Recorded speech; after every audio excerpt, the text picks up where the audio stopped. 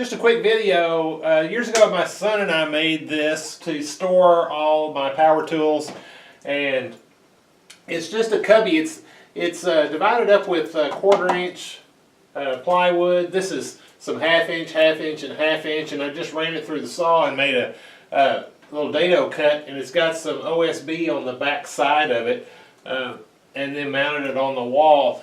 And it's worked really well to hold all of the tools. And then probably my favorite thing about it is this down here, which is actually separate, and this is where I keep all of my clamps. And there's probably, I think there's 85, 90 clamps on there, and it's about 6.5, 7 feet long. And this is just a piece of 1/2 inch conduit, and it's held on some wooden brackets that I cut out on the bandsaw and hung up here. This is a piece of oak, and it's just I just cut this shape on it here, and then drilled a hole to put in a 1/2 inch piece of conduit that they all sit on. Let's see how far this thing sticks out.